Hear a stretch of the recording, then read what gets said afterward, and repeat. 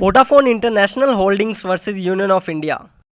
दोस्तों ये बात 2007 की है जब वोडाफोन इंटरनेशनल होल्डिंग कंपनी ने इंडिया की इमर्जिंग टेलीकॉम मार्केट को देखा और इंडिया में अपना बिजनेस करने के बारे में सोचा। वोडाफोन ने सोचा क्यों ना इंडिया की ही किसी रनिंग कंपनी को खरीद लिया जाए ताकि टाइम सेव हो और बिजनेस जल्दी से जल्दी शुरू किया जा सके। दोस्तों उस समय इंडिया में एक कंपनी थी हच एसआर, जिसे हचिसन एसआर के नाम से भी जानते हैं।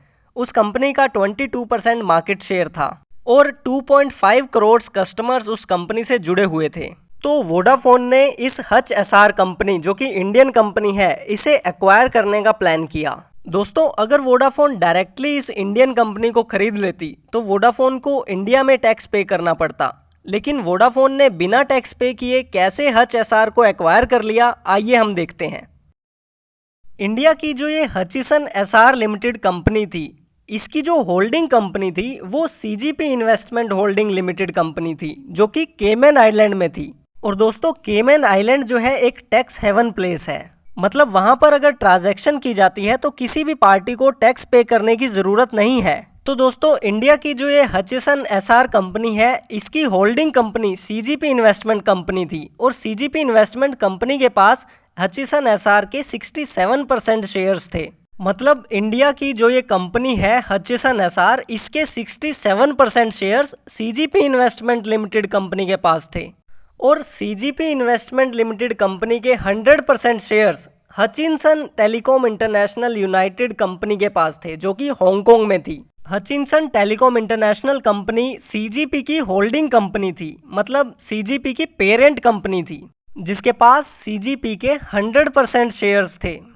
तो दोस्तों हुआ कुछ ये कि वोडाफोन वाले डायरेक्टली गए हचिनसन टेलीकॉम इंटरनेशनल कंपनी के पास और उन्होंने कहा कि हमें आप अपनी CGP investment holding company sell कर दो, क्योंकि वोडाफोन ने सोचा कि अगर हमें सीजीपी इन्वेस्टमेंट होल्डिंग कंपनी मिल जाएगी तो ऑटोमेटिकली हमें हचिसन एसआर, जो कि इंडिया की कंपनी है, वो भी मिल जाएगी, क्योंकि हचिसन एसआर कंपनी के 67% शेयर्स सीजीपी इन्वेस्टमेंट कंपनी के पास पड़े हुए हैं। हचिनसन टेलीकॉम इंटरनेशनल कंपनी ने वोडाफोन को सीजीपी इन्वेस्टमेंट कंपनी बेच दी 55,000 करोड़ रुपीस में। तो इस तरह वोडाफोन ने सीजीपी इन्वेस्टमेंट को खरीद लिया और इनडायरेक्टली उसने हचिसन एसआर, जो कि इंडिया की कंपनी थी, उसे भी खरीद लिया और इंडिया में अपना बिजनेस शुरू किया वोडाफोन एसआर लिमिटेड कंपनी के नाम से। लेकिन वोडाफोन ने जैसे ही इंडिया में अपना ऑफिस एस्टैब्लिश किया तो तभी इनकम टैक्स डिपार्टमेंट की तरफ से एक डिमांड नोटिस आ गया।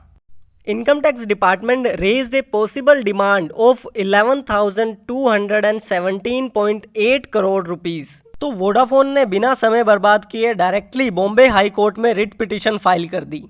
वोडाफोन ने बॉम्बे हाई कोर्ट में अपनी ये कंटेंशन रखी कि जब एक नॉन रेजिडेंट को पेमेंट करता है तो at the time of payment उसका पीई, मतलब परमानेंट एस्टैब्लिशमेंट, इंडिया में होना चाहिए, लेकिन हमारा पीई इंडिया में नहीं था। पेमेंट करते वक्त हमारा परमानेंट एस्टैब्लिशमेंट इंडिया में नहीं था, हम तो बाद में आए, इसलिए हम पर टैक्स नहीं लगना चाहिए। लेकिन रेवेन्यू डिपार्टमेंट ये कहता है कि यहाँ पर एक नॉन रेजिडेंट दूसरे नॉन रेजिडेंट को पेमेंट कर रहा है, इसलिए यहाँ पर सेक्शन 195 के अंडर टीडीएस डिडक्ट होना चाहिए था। लेकिन वोडाफोन ने टीडीएस नहीं काटा।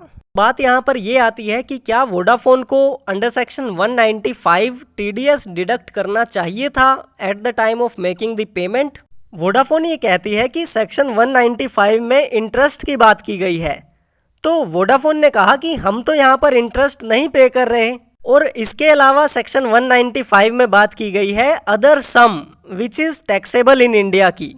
इंडिया में टैक्सेबिलिटी को गवर्न किया जाता है रेजिडेंशियल स्टेटस से, place of receipt and place of accrual से।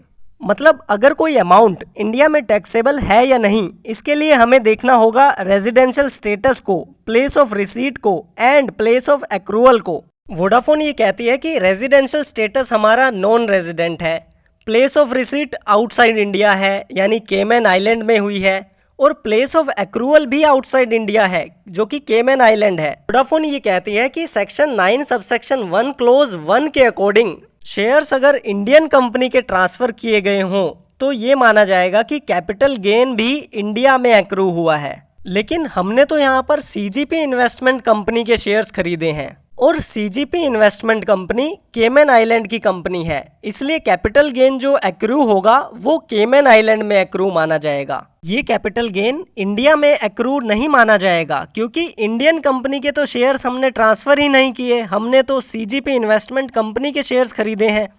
तो इस पर रेवेन्यू डिपार्टमेंट अपनी ये कंटेंशन रखता है कि यहाँ पर इनडायरेक्ट ट्रांसफ़र किया गया है इंडियन कंपनी के शेयर्स का, इसलिए कैपिटल गेन जो है वो इंडिया में एक्रू होगा।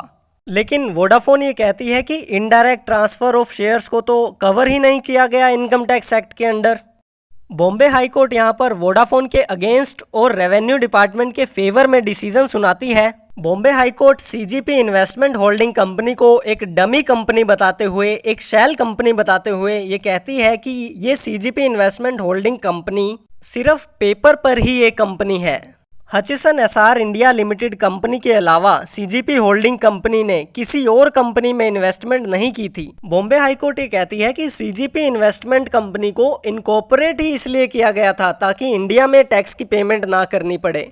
और बॉम्बे हाई कोर्ट ये कहती है कि अल्टीमेटली यहाँ पर इंडियन कंपनी के ही शेयर्स ट्रांसफर हो रहे हैं, इसलिए वोडाफोन को टैक्स पे करना होगा। बॉम्बे हाई कोर्ट ये डिसीजन सुनाती है कि वोडाफोन को यहाँ पर 2500 करोड़ रुपीस पे करने होंगे इनकम टैक्स डिपार्टमेंट को। बॉम्बे हाई कोर्ट के इस डिसीजन को वोडाफोन चैलेंज कर देती है सुप्रीम कोर्ट में। हरीश साल्वे जो है वोडाफोन के काउंसिल होते हैं, फॉर्मर सॉलिसिटर जनरल इंडिया के ये रह चुके हैं। आईसीजे में कुलभूषण जाधव का केस भी इन्होंने लड़ा था और इंग्लैंड में courts of England and Wales में इन्हें क्वींस काउंसिल भी अपॉइंट किया गया है अभी रिसेंटली जनवरी 2020 में। तो back to the case, Vodafone ने अपनी ये कंटेंशन रखी कि indirect transfers are not covered in the income tax act. तो रेवेन्यू डिपार्टमेंट ये कहता है कि सेक्शन 9 सबसेक्शन 1 क्लोज 1 जो है वो एक लुक थ्रू प्रोविजन है। रेवेन्यू डिपार्टमेंट ये कहता है कि हम ऊपर ऊपर से नहीं देखेंगे कि आपने सीजीपी कंपनी के शेयर्स खरीदे हैं, but we will look through. आप सीजीपी कंपनी के शेयर्स तो खरीद रहे हो, लेकिन इनडायरेक्टली आपने इंडियन कंपनी के भी शेयर्स खरीद लिए हैं। एंड रेवेन्यू डिपार्टमेंट ये कहता है कि सेक्शन 9 सबसेक्शन 1 क्लोज 1 कवर करता है direct and indirect transfer of capital asset को, इसलिए यहाँ पर हम इसे ट्रीट करेंगे कि इनडायरेक्ट ट्रांसफर हुआ है इंडियन कंपनी के शेयर्स का। तो आइए बात करते हैं सुप्रीम कोर्ट के डिसीजन की। सुप्रीम कोर्ट ये कहती है कि लेजिस्लेचर ने इनडायरेक्ट ट्रांसफर्स जैसे वर्ड्स यूज ही नहीं किए हुए, मतलब जो लॉ है उसमें इनडायरेक्ट ट्रांसफर वर्ड जो है दिए ही नहीं हुए। सुप्रीम कोर्ट ये कहती है कि ये जो ट्रांजैक्शन है ये बोनाफाइड ट्रांजैक्शन है क्योंकि यहाँ पर सीजीपी इन्वेस्टमेंट कंपनी के शेयर्स ट्रांसफर हो रहे हैं और इंडियन टैक्स अथॉरिटीज के पास टेरिटोरियल टैक्स जुरिस्डिक्शन नहीं है कि वो इस ट्रांजैक्शन पर टैक्स लगा सके। रेवेन्यू डिपार्टमेंट सुप्रीम कोर्ट में ये कहते हैं कि आपको भी दिख रहा है कि ये लोग गलत कर रहे हैं, टैक्स से बच रहे हैं। तो सुप्रीम कोर्ट रेवेन्यू डिपार्टमेंट को ये कहता है कि हम यहाँ पर लॉ को इंटरप्रेट करने के लिए हैं, ना कि लॉ को फ्रेम करने के लिए। अगर आपको लगता है कि इस लॉ में कोई लूप होल है तो आप उसे ठीक करिए। सुप्रीम कोर्ट अपना डिसीजन सुनाता है। सुप्रीम कोर्ट अपने डिसीजन में बॉम्बे हाई कोर्ट की जजमेंट को सेट असाइड कर देता है और वो इनकम टैक्स डिपार्टमेंट को ये कहता है कि आप 2 महीने के अंदर अंदर वोडाफोन को 2500 crore rupees with 4% rate of interest वापस करें। तो इस तरह सुप्रीम कोर्ट अपना डिसीजन वोडाफोन के फेवर में सुनाता है। दोस्तों ये 2012 की बात है जब सुप्रीम कोर्ट ने अपना डिसीजन सुनाया और गवर्नमेंट को कहा कि अगर आपको लॉ में कोई लूप होल लगता है तो आप अमेंडमेंट कर दीजिए।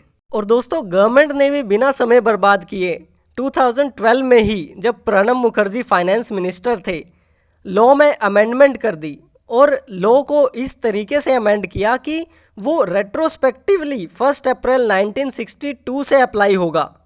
दोस्तों अगर आपको वीडियो अच्छी लगी हो तो वीडियो को लाइक और चैनल को सब्सक्राइब करना ना भूलिए। Stay safe, stay healthy. Thank you.